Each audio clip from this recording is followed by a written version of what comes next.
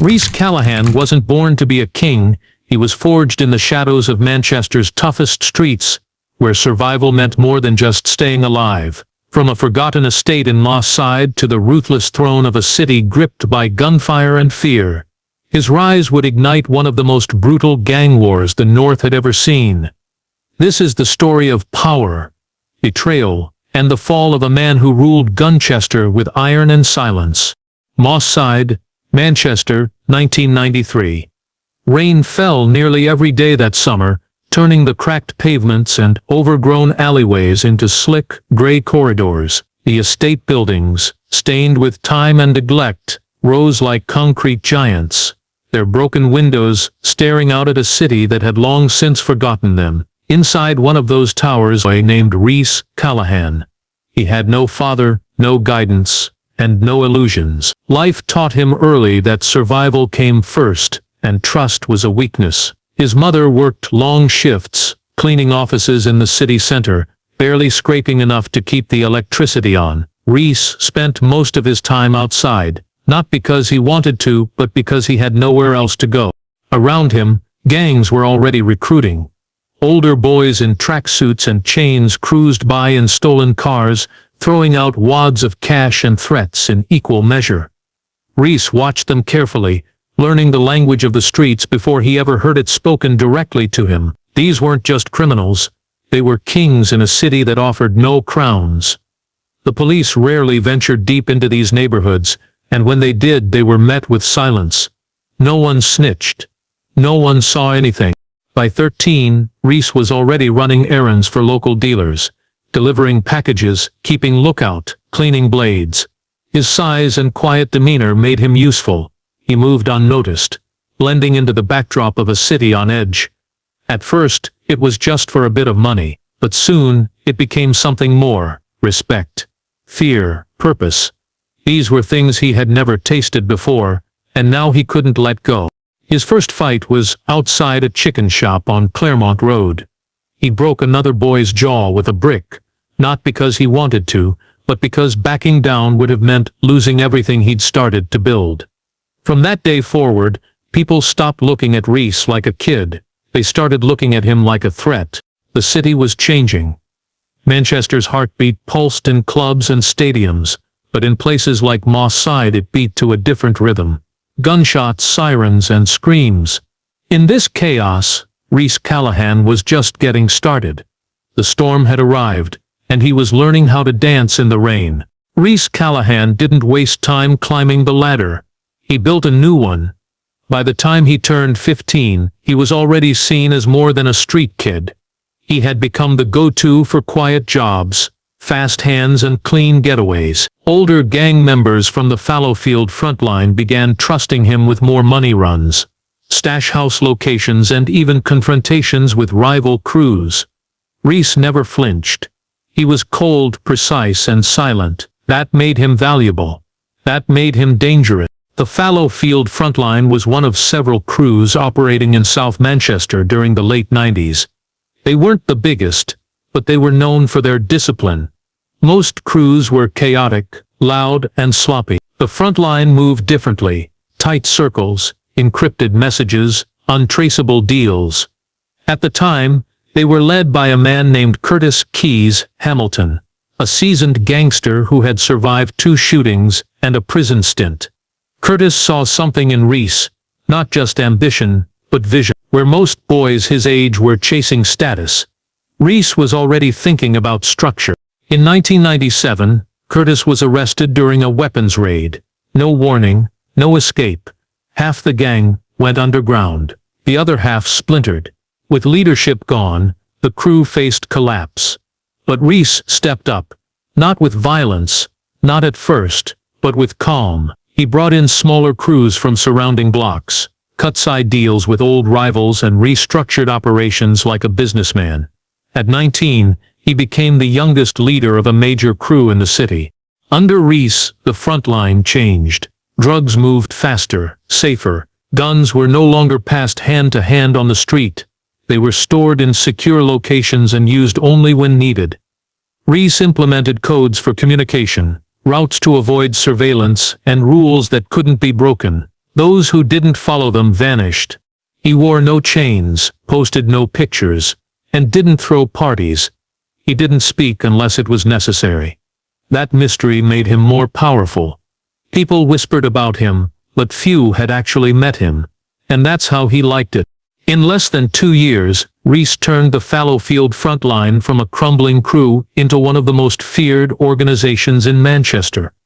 Not with noise, but with silence, strategy, and shadows. The city didn't know it yet, but a new kind of gangster had arrived. By the turn of the millennium, Manchester's streets were flooded with more than just drugs. They were flooded with firepower.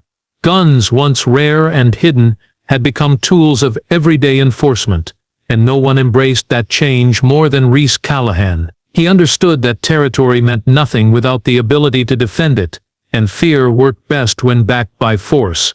So he shifted focus. If drugs were the bloodline of the gang, then weapons were its heartbeat. Reece made contact with a Serbian intermediary through a nightclub security manager in Deansgate.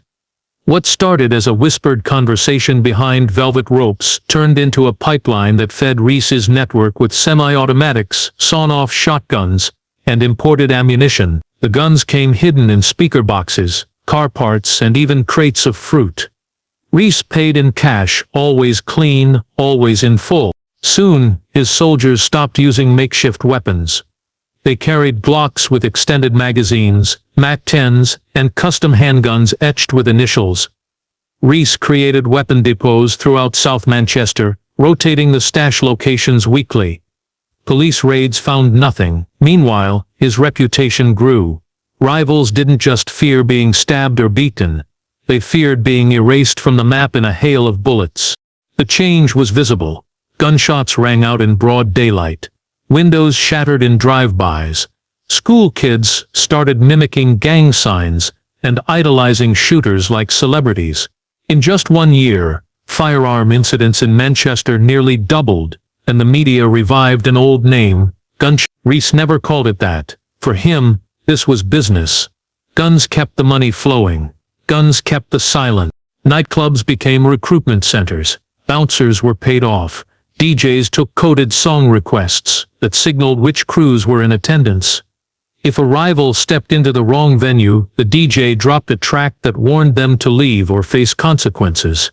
Reece orchestrated it all like a conductor. But power always brings attention. Undercover units started trailing Reece's known associates. Phone taps were approved. MI5 began watching. Not just the drugs, but the guns. Still, Reece stayed ahead. He never carried. He never handled weapons himself. He spoke through intermediaries and moved through side doors. To the public, he barely existed. But in Manchester's underworld, he was everywhere. And he was armed. The first shot fired in the feud between Reece Callahan's Fallowfield frontline and the Cheetham Hill-based Hilltop crew didn't make the news. It was a warning shot through the window of a known frontline stash house. No one was hurt, and for a moment, it looked like it might stop there. But in gang warfare, peace rarely lasts. What followed was the beginning of one of the most violent chapters in Manchester's criminal history. The Hilltop crew had long controlled the northern side of the city. They were older, flashier, and louder than the front line. Their members drove expensive cars, posted photos in designer clothes, and openly mocked rival crews on pirate radio stations. When they started pushing crack and heroin into Moss Side and Fallowfield, Reece saw it not just as a challenge, but an invasion. It wasn't in his nature to respond with noise. He waited. Then, one of his men, a young dealer named Shay, was shot in the leg outside a boxing gym. He survived, but Reece knew what it meant. The Hilltop crew had taken the first real step. A month later, the body of a known Hilltop enforcer was discovered behind a takeaway in Levenshulme. His hands were bound, and his eyes had been gouged out. There were no fingerprints, no CCTV, and no witnesses. The police said it looked like an execution. In the streets, it was clear, Reece had struck back. From there the feud exploded. Over the next 6 months, 14 people were murdered, dozens more injured, and entire neighborhoods were caught in the crossfire. Drive-bys, ambushes, and home invasions became weekly occurrences. One shooting outside a youth center left 3 bystanders wounded, including a 10-year-old girl. The media erupted. Gunchester returns was splashed across every front page. What the public didn't see was the level of planning behind the chaos. Reece didn't lash out blindly. He gathered intel, monitored movements, and exploited weaknesses. He used informants inside the Hilltop crew to sow distrust. In one case, he sent a fake letter implicating a Hilltop member as a police informant. Within days, that man was dead, killed by his own crew. The violence made headlines, but Reece's strategy was always control. Every bullet had a purpose. Every body was a message. And the message was simple. This city isn't big enough for 2 kings. While the streets burned with gang violence and police scrambled to respond, Reece Callahan was quietly turning chaos into capital. The gang war had made him infamous, but it also gave him cover. While detectives hunted shooters and traced bullets, Reece focused on building something deeper, a hidden empire that reached far beyond Fallowfield. He stopped attending street-level meetings. He stopped being seen at parties or clubs. Everything went through layers of trusted lieutenants. He became a ghost in his own organization. Behind the scenes, he used drug money to purchase properties. Run-down flats, car washes, and corner shops, all registered under fake names and offshore shells. A used car dealership in Oldham became one of his main fronts, washing thousands of pounds weekly under the appearance of legitimate sales. Reece also found an unexpected ally, religion. Through a contact who ran a small gospel church in Holme, he began funneling donations that were actually drug profits. The church, struggling and desperate for help, turned a blind eye.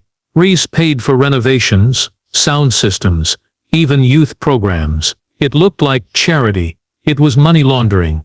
At the same time, he hired professionals, real accountants, property lawyers, even a private security consultant who once worked for a Premier League club. These people weren't gangsters, they were businessmen. Some knew what he was, others didn't care. As long as the checks cleared, the questions stopped. Drugs still brought in the bulk of the money. Cocaine shipments were now arriving from Liverpool docks, moved inland through couriers with clean records and airtight alibis. Reece expanded into cities like Birmingham, Sheffield, and Glasgow, using local gangs as distributors. He never met them in person. Everything was done through coded calls, burner phones, and silent partners. What made his empire so effective was its invisibility. On paper, Reece had nothing. No assets, no car, no phone. Even his flat was leased under a false identity. But in the real world, he controlled an empire worth millions. An empire built not just on drugs and violence, but on fear, precision, and silence. Law enforcement knew something big was happening, but they couldn't prove it. Every lead hit a wall. Every case collapsed in court. Witnesses recanted or vanished. It was as if Reece had built not just a network, but a fortress, one brick at a time. In late 2003, a quiet operation began to take shape behind closed doors. The violence on Manchester's streets had finally triggered the attention of higher authorities, and it wasn't just local police who were watching anymore. In coordination with Greater Manchester Police, launched a covert surveillance project, aimed at dismantling what they suspected was a highly organized, multi-million-pound criminal empire. They called it Operation Meridian. The operation focused on intelligence gathering, not arrests. They needed evidence, patterns, movements, anything that could link Reece Callahan to the murders and drug routes flooding the north. Traditional methods had failed. Reece never used a phone. He never carried drugs. He wasn't even listed on any tenancy agreements. To the system, he didn't exist. So they went deeper, using a rented flat across from a suspected safe house in Whalley Range. MI5 installed hidden cameras, audio recorders, and thermal imaging devices. For weeks, nothing happened. Men came and went, always silent, always cautious. Then one night, they caught something different. Two men, both known to authorities as low-level enforcers for the front line, entered the property just after midnight. They were dragging something large, wrapped in carpet, heavy.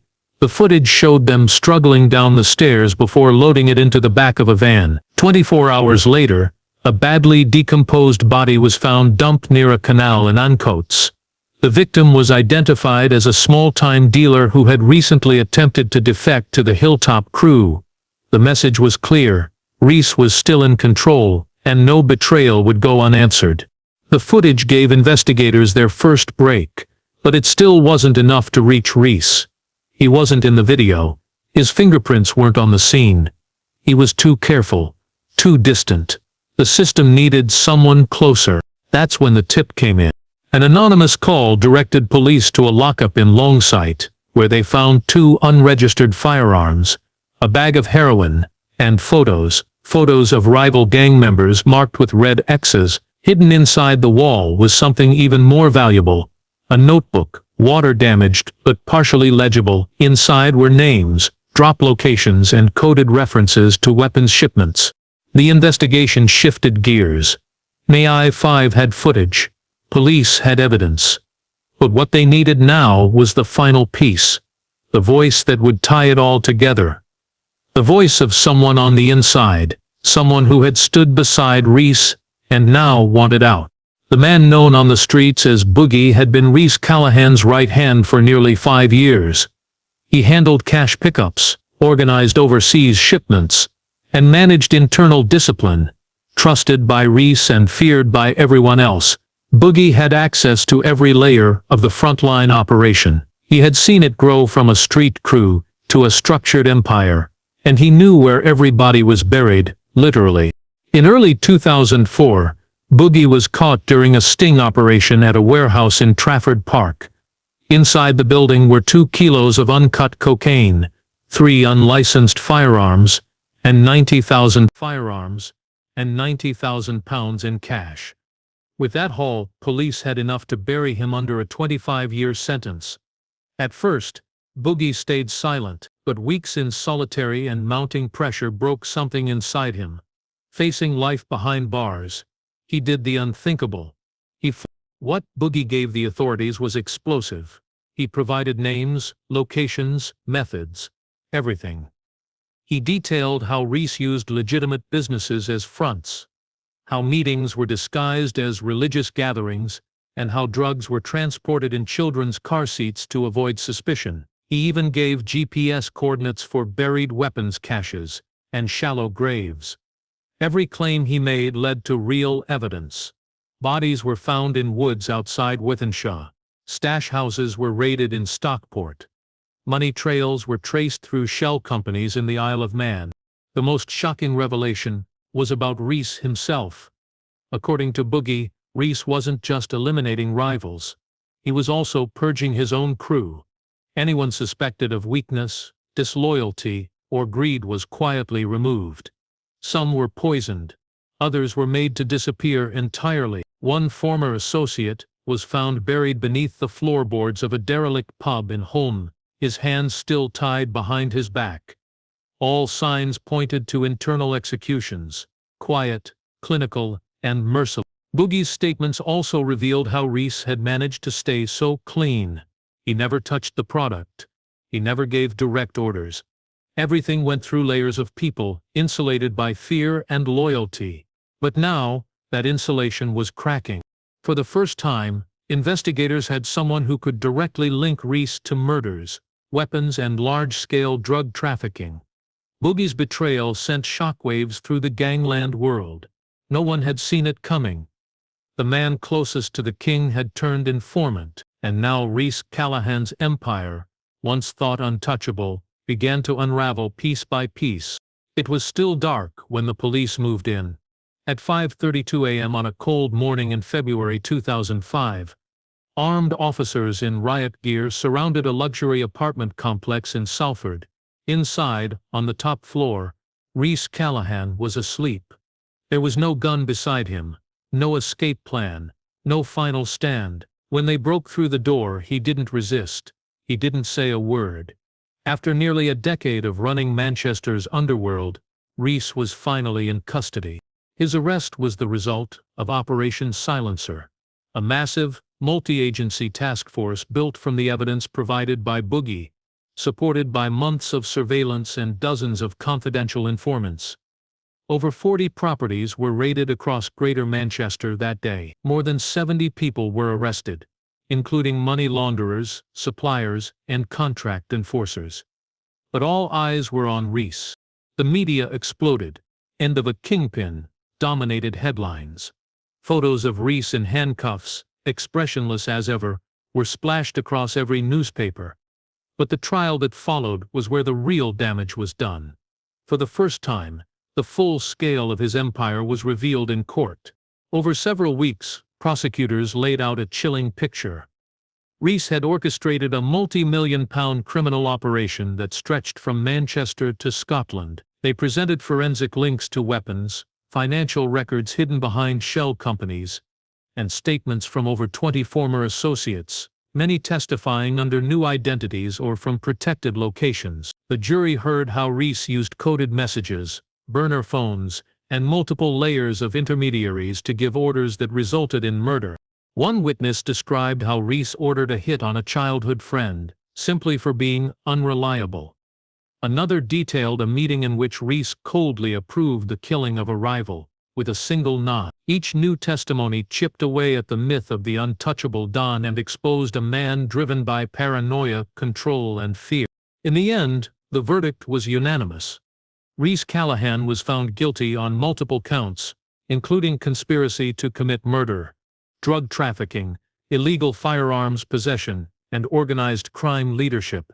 The judge handed down a life sentence with no possibility of parole. There were no outbursts, no final words. Reece stood still, calm as ever, as the sentence was read. He was 27 years old. His empire was in ruins. The fall was complete. Reece Callahan's life behind bars was nothing like the power he wielded on Manchester's streets. Prison walls closed in around him, stripping away the freedom and control he once commanded. But even in confinement, Reece's influence lingered like a shadow over the city he once ruled. His name was whispered in corridors, his orders still obeyed through messages smuggled out by loyal contacts. Yet, the man himself became a ghost, isolated, watched, and constantly on edge. From the start, Reece was placed in a high-security wing, designed to keep the most dangerous inmates separated. The prison authorities knew his history and feared what might happen if he connected with rival gang members or tried to organize escapes. For years, he was held in solitary confinement for large stretches, a move that took a toll on his mental health. The silence around him was a far cry from the noise of gunshots and sirens he once knew. Still, rumors persisted that he maintained a hidden network outside. Smuggled phones, coded letters, and even bribed guards allegedly kept his empire alive in a diminished form. Police raids occasionally uncovered new operations traced back to his associates, but without Reece's direct presence, the front line was fragmented and weakened. Old rivals who had fled during his reign began to resurface, seizing territory and reshaping Manchester's criminal landscape. Despite this, Reece refused to cooperate with authorities. He never turned informant, even under intense pressure. His silence only deepened the myth surrounding him. The idea of a man who controlled an empire but never betrayed it. It was said that in prison, Reece was haunted by the faces of those who had died because of him. Some sources claimed he became withdrawn, battling depression and paranoia. By 2010, it was clear that the reign of the so-called Northern Don was over. New gangs emerged. Violence flared sporadically, but none reached the scale or precision of Reece's frontline. His empire, once a fortress, was now a memory, an era marked by fear, blood, and silence. Behind the prison walls, Reece Callahan faded into obscurity. Outside, Manchester moved on. But the scars he left behind, the lives destroyed, and the shadows he cast remained an indelible part of the city's dark history. Years after Reece Callahan's arrest and sentencing, Manchester began to heal, but the legacy of Gunchester remained embedded in its streets. The city had witnessed a rise and fall unlike any other, an era when fear ruled and violence was business. Yet even with Reece behind bars, the wounds his reign left didn't simply disappear. The void left by the front line's collapse was quickly filled by smaller gangs vying for control, but none ever reached the same level of organization or brutality. Without Reece's ruthless discipline, chaos returned to the streets. Turf wars flared sporadically, often less calculated and more reckless. The police, emboldened by their success against Callahan, adopted new strategies focused on community